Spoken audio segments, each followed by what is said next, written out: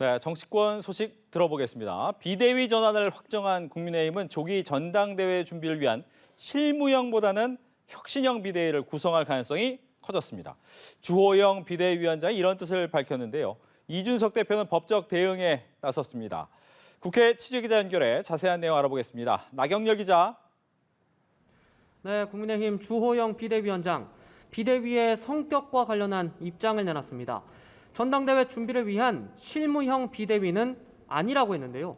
주 위원장은 기자들과 만나서 실무형이 된다면 비대위를 할 거 뭐 있나 선거관리위원회를 구성하면 된다고 말했습니다.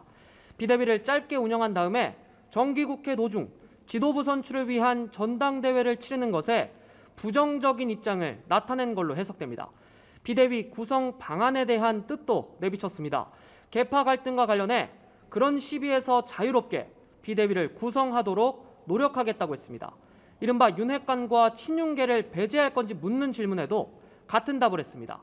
실무형이 아닌 정치력을 갖춘 비대위 구성 작업이 본격적으로 시작된 모습입니다. 비대위 출범에 반발해온 이준석 전 대표는 예고한 대로 오늘 남부지법에 비상대책위원회 전환, 효력정지, 가처분 신청을 내면서 법적 대응에 나섰습니다. 이에 대해 주 위원장은 이 대표와의 극적 타협을 위해 노력하겠다고 밝혔는데요. 이 대표 측에서도 법적 대응을 멈춰야 한다는 메시지가 나오고 있습니다. 친 이준석계로 분류됐던 국민의힘 박민영 대변인은 용산 대통령실로 자리를 옮기게 됐다면서 이 대표는 자중해야 한다는 내용의 글을 SNS에 올렸습니다. 이런 가운데 차기 당권 주자들의 움직임 빨라지고 있습니다. 안철수 의원에 이어 나경원 전 의원도 지금부터 고민하겠다면서 당권 도전 의지를 내비쳤습니다. 당대표 선거가 한창인 더불어민주당으로 가보겠습니다. 오늘부터 부산, 울산, 경남 지역 권리당원 투표가 시작되는군요. 네, 그렇습니다. 민주당은 전국 순회 방식으로 차기 지도부 선거를 치르고 있는데요. 지난주 대구, 경북, 강원, 제주, 인천 지역에 이어 이번 주는 부산, 울산, 경남과 충청 지역 투표가 진행됩니다. 이른바 PK 지역 투표 결과는 토요일에, 충청 지역 결과는 일요일 공개됩니다. 지난주엔 이재명 대세론에 힘이 실리는 결과가 났는데 이번 주에도 이 흐름이 이어질지 이변이 시작될지 주목됩니다. 당권 주자들 오늘은 충청 지역 토론에 나서는데요.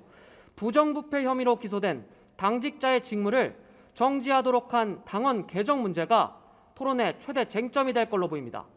또 이재명 후보의 배우자 김혜경 씨가 법인카드 의혹과 관련해 경찰 출석을 요구받은 사실도 토론에서 다뤄질 수 있는데요. 경찰은 이 후보가 대선 경선 출마를 공식 선언한 이후 김 씨와 당인사 3명이 서울의 한 음식점에서 점심을 먹었고 그 비용이 경기도 법인카드로 결제된 것을 살펴보고 있습니다.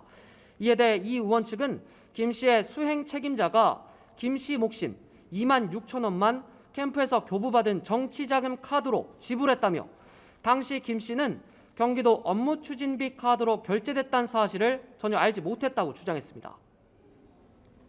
기록적인 폭우로 피해가 컸는데 여야 어떤 대책을 마련하고 있습니까? 네, 먼저 여당인 국민의힘은 조금 전부터 정부와 긴급회의를 진행하고 있습니다. 피해 복구 예산과 피해자 대출 지원 방안 등을 논의하고 있는데요. 당에서는 권성동 원내대표와 송일종 정책위의장 등이, 정부에선 박문규 국무조정실장 등이 참석했습니다. 민주당은 수도권 수해 피해 지역인 구룡마을 등을 방문하는데요. 피해 주민들의 이야기를 직접 듣고 해결책 마련에 나서겠다는 계획입니다. 지금까지 국회에서 전해드렸습니다.